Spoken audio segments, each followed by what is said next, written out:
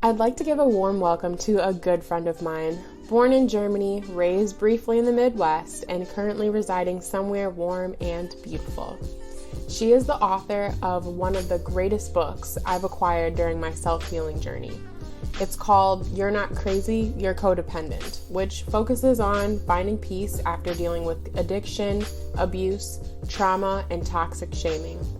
My favorite quote from her book is that there's never a point when you're fixed. It's a continual process of revelation, relapse, and renewal.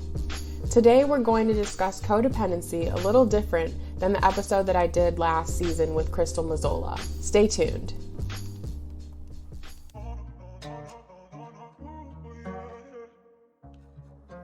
JP Productions. You are now listening to the Sierra Unraveled podcast. This space was created to inspire, to encourage, and to connect all those who have gone through life and managed to stay sane.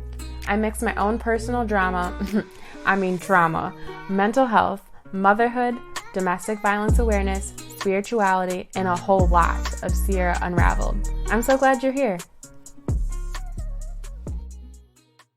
Welcome to Sierra Unraveled, Jeanette. I'm so glad we're finally able to get you on the show. We've been communicating on and off for quite some time now, and you're just over there enjoying your life and not giving a crap about what other people think. And that's what all codependent people should be doing. We'd be much happier just focusing on ourselves. But then the codependent part kicks in and makes us feel guilty about doing so. So it's like this never-ending battle. But I'm really glad to have you here today and everything that we're going to talk about. Hopefully it's fruitful for someone. Well, I'm so glad to be here, and I hope that somewhere along the line there's little nuggets here and there that help somebody out there. I'm sure it will. So in the beginning of your book, you mentioned that you're not a professional expert in the field of codependency, simply just a person who has lived through all the problems it's created and you're just healing from it, and you basically just wanted to share what's worked with you, with what made you decide to write a book about all of that. I'm an avid reader and very curious. And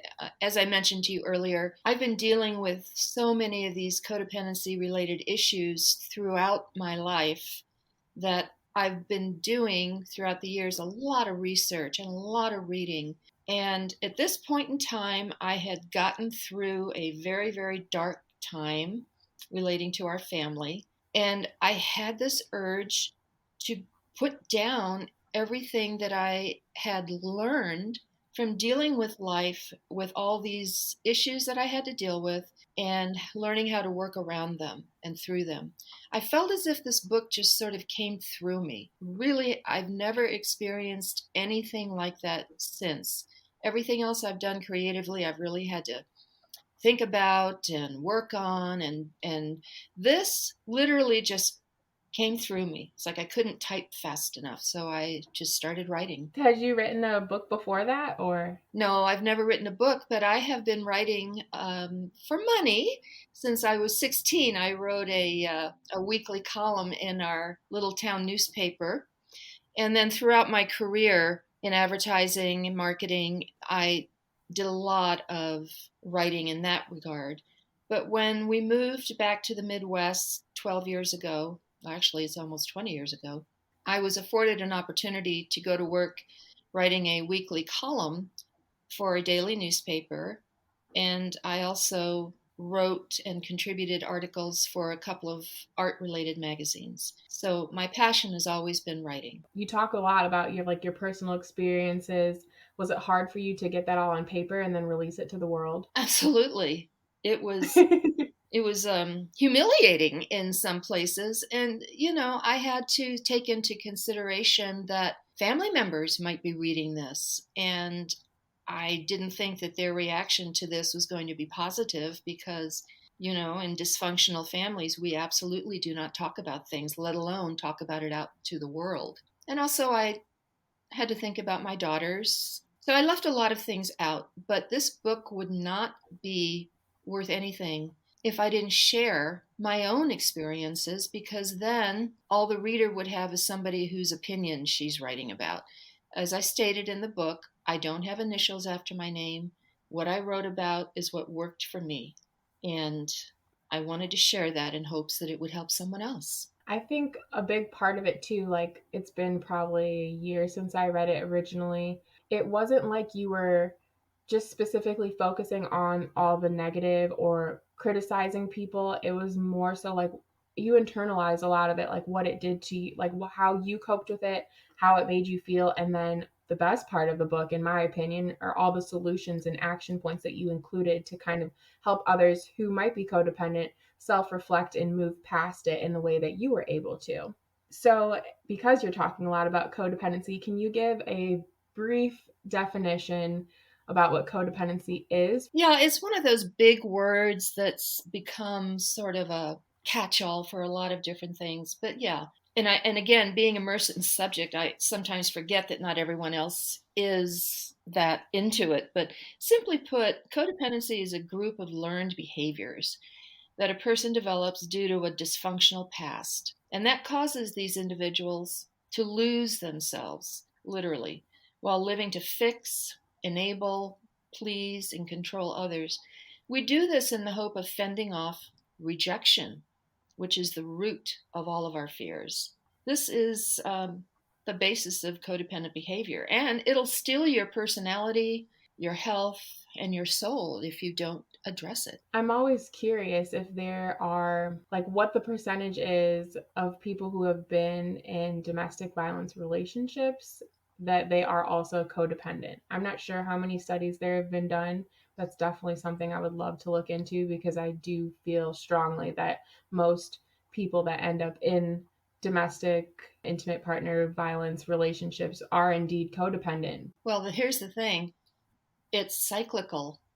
And if you grew up in a home where there was domestic violence, emotional abuse, physical abuse, neglect, all these things, this is all you know come when Mm-hmm. you mature into the world. And this is what you're going to attract because you aren't healthy. You're simply not healthy enough to attract a healthy person into your world.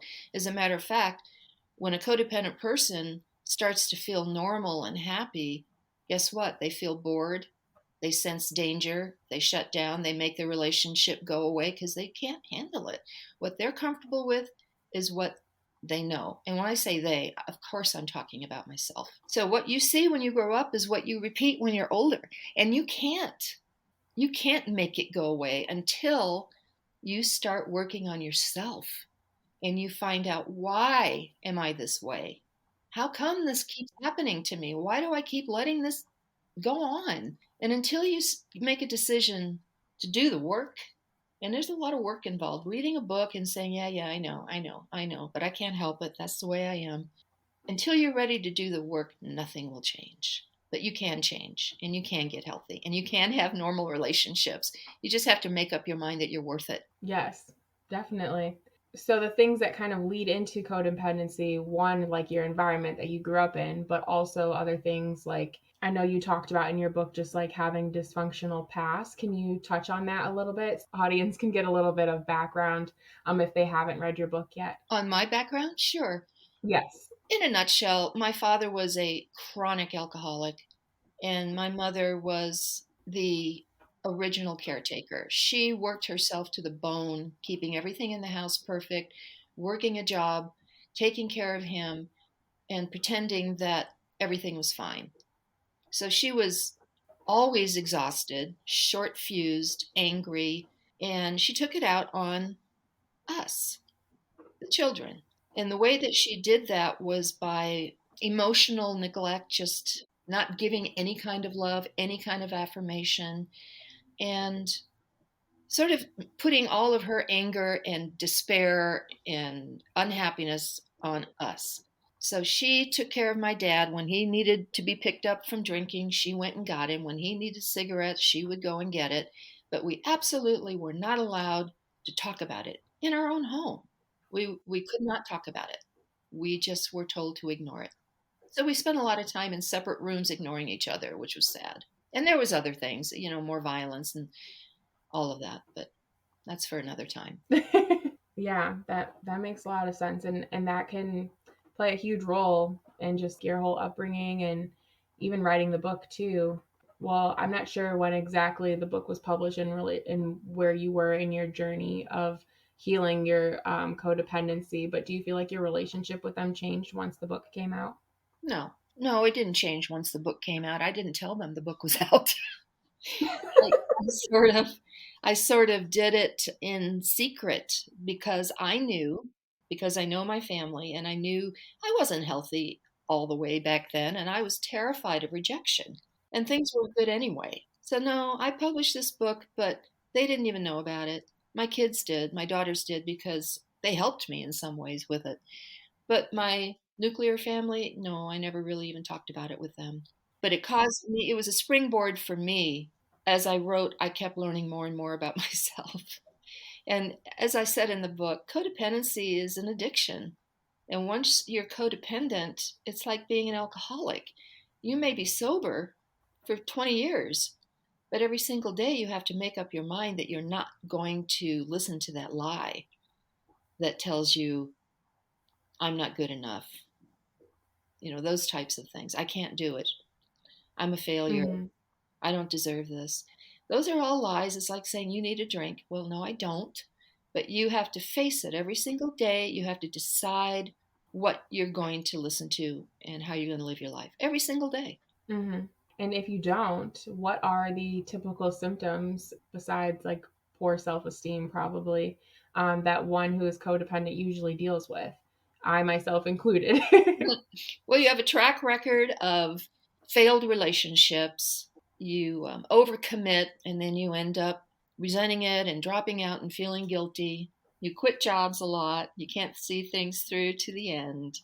And more than anything, you're just basically a miserable person, and you can't understand why you just can't be happy no matter what you do, because you're not really functioning from a healthy base. And what would you say your healthy base is? To know who you are and be able to live authentically and accept the fact that you have flaws, and that's okay. You had a screwed up childhood, yes, but it does not need to run your life anymore. You're an adult. This is what I tell myself every day. It's now time for you to take responsibility for your own actions. Only you can be held accountable. That's right. Very good. It's that. It's that, and making up your mind. You're not going to listen to that. People call it the parent in your head. All these old tapes, forgive my oldness there, but all these messages in our head that just won't go away. But eventually you learn, you wake up and you say, no, that's not true anymore. That's not who I am. And so you start feeding yourself tools to live a stronger, more healthy life. Some of those tools are reading good books, finding a counselor that gets you. And there's places to go where you can get counseling that doesn't cost a dime. When I was involved in a church, I became licensed as a Christian counselor, and those are free. And people told me I made a huge difference for them. I don't do that anymore, but that option is out there. Also, listening to things like meditations and visualizations and any kind of positive input you can put into your mind that will combat all these old, rotten, used up ideas that are still living in there. Yes, no, I think that's super important, especially if you grew up where that wasn't always around. You're not going to know that you need them or even know what to do with them when you start receiving them. So it takes some time. And I think that definitely was an area that I'm still working on with like listening to meditation and making sure I'm doing my self-care and stuff, because before I started this whole healing journey, I was like, why do I need to do that? I don't have time to do that. And now I make time to do it, and it's made such a huge difference. Absolutely. And the other thing is, at some level we tell ourselves we're not worthy of this or that we don't need it. For years and years, I told myself, I can't meditate. I just can't meditate because my mind is all over the place. I've got my to-do list going in my head. I'm criticizing the way that the person is doing the meditation. My body's twitching. I have to sneeze. Everything is, I can't do this. But then I found You have This is me. This is me my first like couple months trying to meditate. I'm like, I don't know how people sit in silence for I 30 can't minutes. do You're it. crazy. So, but you have to be persistent, Sierra. So I did find out that I can do guided visualization. Give my brain something to work on while I'm sitting here and I'm happy. And that way I can receive this positive input, but my brain is also creating a scenario and doing some work, but it's good stuff. It's not my to-do list. Mm-hmm. It's good stuff that I'm creating for myself. So I believe that if you really want something to work, you'll figure a way out to do it. And it works for me. Yes, no, I agree with that. If you want it that bad, you'll go and get it. Absolutely. You talked a little bit in your book about a spiritual component playing a, I'd say, pretty big role in your whole process of handling codependency and whatnot. Can you elaborate on that a little bit? Yeah, and I do talk about it extensively in the book. But before I get into it, I just want to point out something interesting. I have gotten some scathing reviews from people who said this book is way too biblical. Oh, yes. I remember. I was like, what is wrong with these people? Why can't we just love everyone? It takes a lot of guts to do what you did. So I was upset. Yes. Well, the flip side of that is I lost a whole segment of Christian view readers because it wasn't biblical enough, because I quoted Buddha and other leaders of other spiritual beliefs. I also quoted Jimmy Buffett, but the fact is, you can't please everybody. You have to read the book and take what's in it that's working for you and let the rest go. But so, yes, the spiritual component, I believe, is almost the most important one. And it's not about being Christian, it's not about a religion, it's about acknowledging that you can't do this by yourself. And this is the basis of AA. And I understand that there are people who absolutely do not believe in a higher power, and I respect that. So maybe this just isn't the book for you. But personally, I can't imagine taking on something as heavy as this and feeling like you're utterly, absolutely alone in the effort. I know that when I was going through a certain period with my younger daughter, who went through a very, very dark phase with drugs and a very dangerous lifestyle, I spent a lot of time on my knees. I literally was on my knees daily, praying, crying, hands up in the air. And it took years. But that situation has worked itself out, and she has been clean for 13 years. Wow. 13 years. So nobody's ever going to convince me that there isn't something greater than ourselves out there that wants nothing but the best for us. Okay, back to the original concept. When you're unhappy, when something is misaligned in your life, it's the tribunal, the body, the mind, and the spirit, where you cannot have something wrong in one aspect and not have it wrong in the other two. You just can't, because we are made up of those three things. So I do talk about ways to heal the spirit in the book. So I don't know where you want to go with that, but my feeling is that it's one of three very, very important legs. I always like, I just did an interview and we did talk about God, but I'm just like, I don't want to turn off people to being open to the idea of starting a journey to be spiritual and just really understanding themselves if it's going to save their life. But also, like the people that are, for instance, the ones that gave you bad reviews, or you lost your audience because it wasn't religious enough.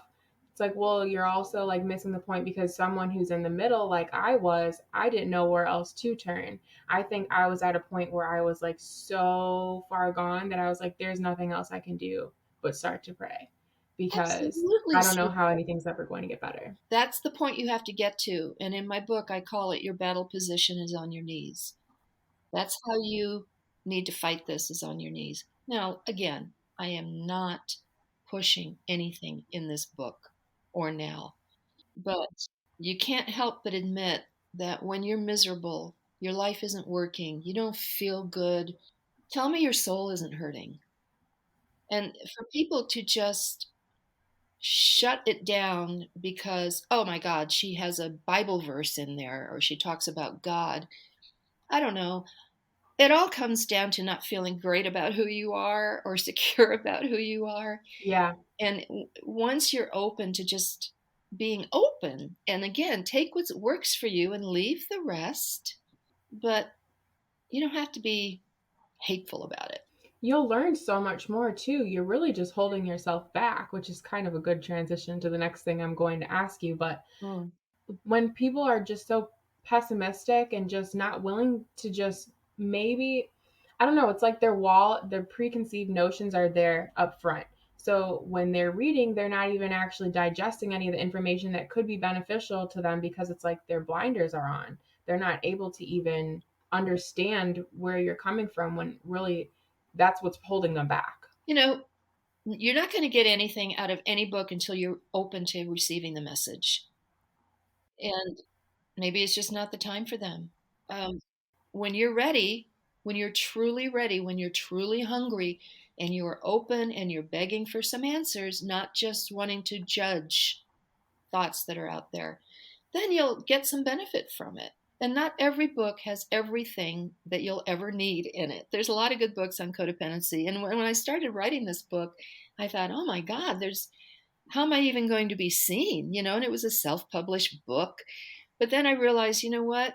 Every week there's a brand new best-selling diet book or a brand new best-selling cookbook. There's never an end to it. So my feeling is, because in this book I do address some more up-to-date, useful tools, such as somatic therapy and mindfulness. And also, I really require the reader to get involved in this book. I'm not just talking to you. As I said in the beginning of the book, this is your story. I'm just helping you write it. So the reader really has to want to learn, and to do that, you have to get involved. You have to be willing to do the work. Yes, I have so many notes from when I read your book. I could probably make a workbook out of it. Well, that's good. And that's what I tell people, because when you go back a year from now, 3 years, 5 years, you're going to be amazed at the progress you've made. And make notes when you go back. This is 2023, and this is how far I've come from that original post. It's such a great reinforcement. Yes, I'm super grateful for you just putting this book out there, even despite being concerned that it might not reach enough people. I feel like it really will reach the ones that it needs to. Oh, it's reached a lot of people. I can tell you that every month on Amazon, I can see exactly where my books are being sold. It's being sold all over the world. Mm-hmm. It's being sold in Europe, Japan, India, Canada.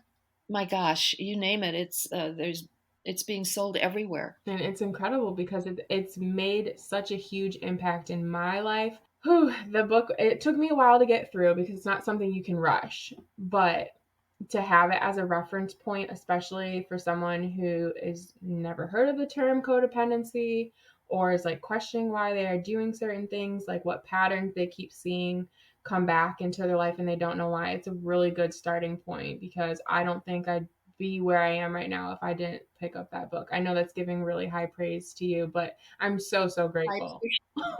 I'm so honored, and I'm humbled.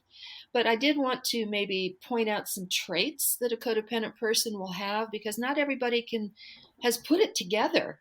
They think, oh, I'm just depressed, or I'm just angry.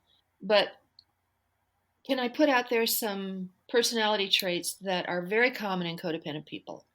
There is endless and needless guilt, ongoing anxiety, terrible self-esteem, anger and or rage problems, sexual dysfunction, perfectionism, highly controlling, depression, tendency toward addictive behavior, a history of dysfunctional relationships. Now, those are just the personality types, but then you get into mental and emotional issues, as health issues, and there's autoimmune problems. Your body can't fight things because you're just so unhappy all the time and miserable. Digestive issues, clouded thinking, premature aging, skin problems, fatigue, and it goes on and on. And over time, as I go into in the book, these things they snowball into heavy, bigger diseases if we don't take charge of ourselves. So what do we do? What are the is there a cure? And if there's not, what are things that we can do that will shift us away from being codependent? What a big, great question. I don't think there isn't one thing you do. It is a daily walk where you are constantly being. The most important thing, Sarah, is what I talk about is mindfulness. And John Kabat-Zinn defines mindfulness as the simple act of observing yourself without judgment. And that's almost impossible for codependent people because we live to judge, especially ourselves, because we're so insecure. But when you take that extra breath, that 1/10 of a second before you speak, before you do something, before you allow yourself to believe that thought that just popped into your head, observe. Is this truth? Is this helping me to get where I want to be? Is this going to show the person I want to be or who I have been? We have to become mindful of how we walk in the world every minute of the day, but not in a paranoid way, which is what so many of us are used to because we're so afraid of judgment and rejection. So it's a hard thing. I know everybody's talking about mindfulness these days, and that's because it works. But the question is, how do I get over codependency? The first step is to have a truthful look at who you are. And I do go into this in the book. Who am I really? You got to look at your personality. You got to look at your health. You got to look at the way you're living. You got to look at the person you're putting out there in the world and the people you hang around and the environment you create for yourself. Is this what you want? Is this what you're going to settle for? The same old that makes you so unhappy? Or are you going to make a change? And then you have to decide what you want, be purposeful, determined, and make whatever sacrifices you have to make. And it doesn't happen overnight. It takes a long time. But those tiny little successes just make you feel like, yes, I can do this. And by the way, the people who enjoy the fact that you're codependent and a caretaker and a fixer and have learned to shut up and do what you're told and not mind your own needs, they don't want you to heal, Sarah. They don't want you to get better. And they will gladly see themselves out of your life. And when you get to a point where you're like, okay, bye, you know you're moving in the right direction. Yeah, hopefully that's what they do. But more often than not, they get up in your business and do everything they can to keep you the same because they don't want you to get healthy. How would that make them look? So you have to really take the blinders off and be honest about where you are in your life. Does that help? Yes, definitely. There's a lot there. We just unpacked a lot Oh, there, we but did.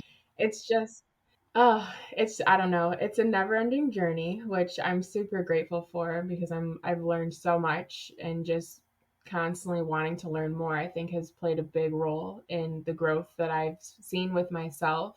Just being able to recognize and acknowledge why I'm doing something or wanting to do something different about whatever it is I'm doing, I feel like is improvement on its own. Even though it's small, it's still improvement for me to become the person that I'd like to be in the future, and as a good role model for my daughter. Like, I want to be clear that I'm aware that there are many people in situations where they don't have the luxury of being mindful right now. You know, they may be in an abusive relationship. I was, and I remember at the time when I was being beaten by this man earlier on in life, I wasn't thinking about, is this the life I want? No, I was thinking about survival and killing myself because I was believing the lies he told me, which were basically, nobody's going to want you. I'm the only person that'll ever love you. And, you know, you're not worth anything. So I get it.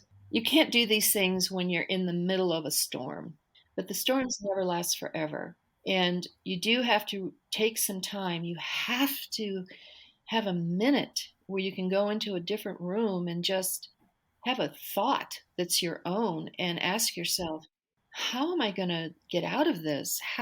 What do I need? What do I have to do to get the strength to get out of this situation?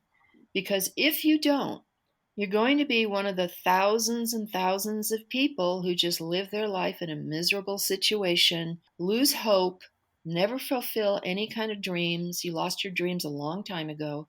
And guess what? Your kids will live the same way. So I want listeners to understand, I understand that this isn't something that you do when you're in the middle of a crisis. This is something you do when have a moment to think. I feel like that those moments, like I'm involved in some Facebook groups of survivors or they're currently in domestic violence relationships now that I'm out, and I've been out for 3 years now. Woo woo! I'm always celebrating. Good for you. But when I thank you, I've been really cautious and careful because I'm like, okay, we can't go back here again. But I see that those moments of reflection and just where you regain your thoughts and your control of who you are. Yeah.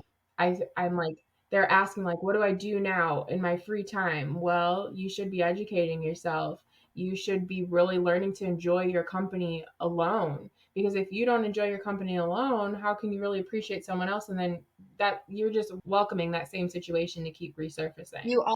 You are. And the other thing that people do is they think they immediately have to jump to another relationship because they absolutely don't feel like a whole person and they need someone to make them complete. To validate them. Yeah. To make them feel whole. Mm-hmm.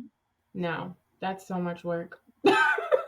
And it always leads I'm so over it. I don't ever want to go back there again. Well, I hear you.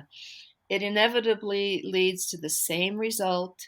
And until a person becomes okay with themselves and they realize no other person can make you happy, somebody to take care of you is not going to make you happy. You have to find out who you are and learn to like yourself. I'm not going to say love because one thing at a time. First, we have to learn to accept ourselves and then like ourselves and then learn to love ourselves with all of our faults.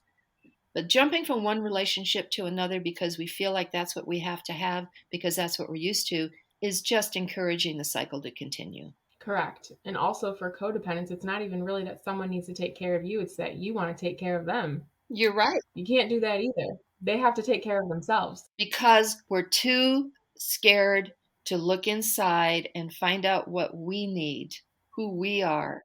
What do I want? We're so shut off from ourselves, we don't even think about that. You're right. You go from one relationship to, oh, that poor man, I could really help him out and it would feel so good to just love him.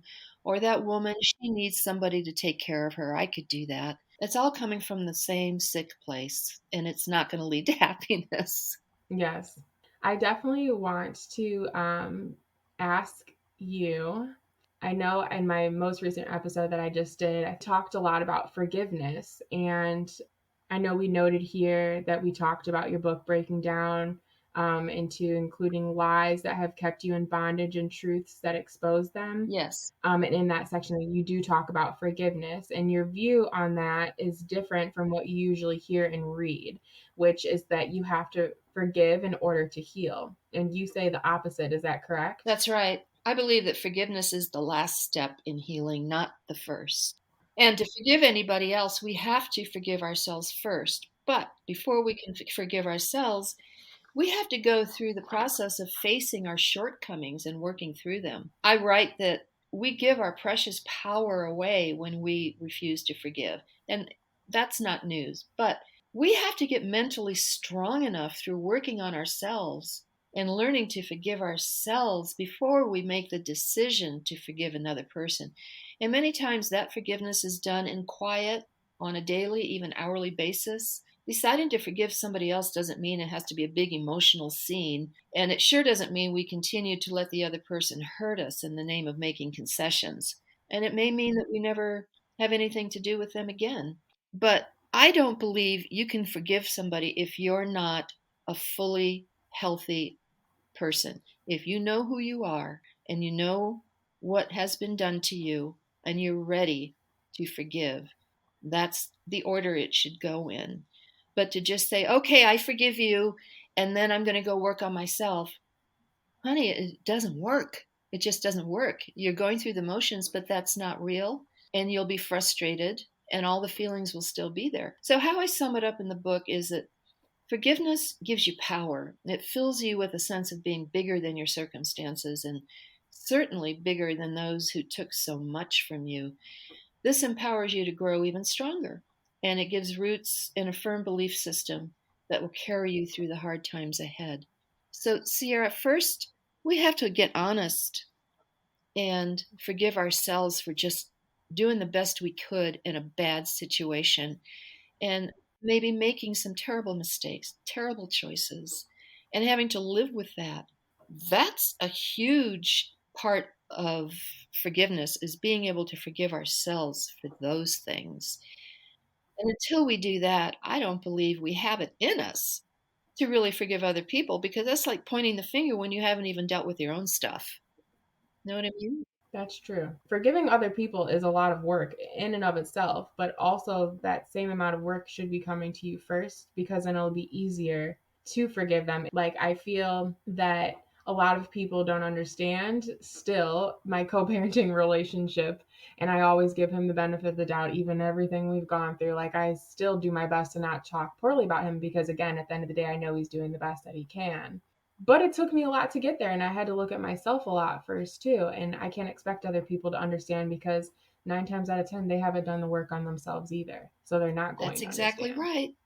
And then you'll be frustrated because they don't understand. They may think, what do you mean you're forgiving me? I should be forgiving you because you did this, that, and the other thing. So in order to truly forgive, you have to be on a firm foundation of who you are and take responsibility for what you've done and forgive yourself of those things and be strong enough to forgive. Forgiving takes a lot of strength. And I don't believe you can find that strength if you're not standing on your own 2 feet saying, I accept who I am, I accept what I did, and I've learned to forgive myself. And then you can forgive the other person. And they won't be able to rock you if they don't receive it. And if they don't receive it, you still soar, because at the end of the day, you're comfortable with who you are. And that is like, oh, it's amazing. It It's is. a good place to But be. there's a little caveat. You're dealing with people who may not have done any work on themselves, so they may turn around and try to manipulate you. Well, if you forgive me, then you'll let me move back in. Or if you forgive me so much, then you shouldn't mind if I want to do this, this, and this, even though those things hurt you terribly. No, that's not forgiveness. That's not forgiveness. That's manipulation. And if you've done, go ahead, sorry. Yeah. I'm getting You excited. can forgive them and close the door. Nope, I forgive you, but I'm not going to deal with this anymore. So again, you can't do that if you're not standing strong on your own foundation.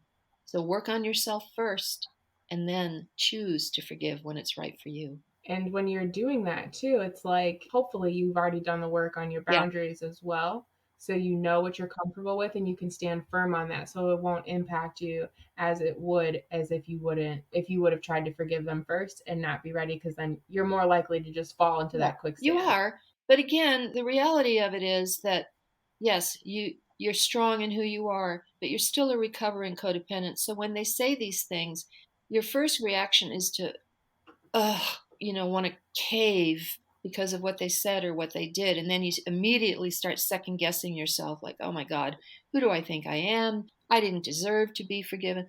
No. When you're moving in the right direction, when you're practicing mindfulness, you're going to feel that. But then that's the time you take that extra 1 second and go, okay, I'm feeling that, but that's not the truth. I'm not doing that anymore. And therein lies your strength. So after all that, do you think you are still codependent? No, I'm not codependent, but I have codependent tendencies because I just believe, like I said a long time ago, an alcoholic is always an alcoholic. Those thoughts come in my mind now, but instead of thinking, for an example, oh my God, she's doing that again. Now I'm going to have to do this and that because this is going to happen. Now I'm able to say, oh yeah, oh well, she's going to have to deal with that. I'm not dealing with it. That's her stuff. Not in a hateful way, but in a I've gotten stronger and I'm not falling for that anymore way. After her book was published, Jeanette initiated a blog relating to the book. It's called Codependency Central, and she has recently begun a series on Amazon's platform Vela, where each article takes one aspect of the subjects in her book and expands upon it. She now coaches individuals on how to live with and get beyond codependency.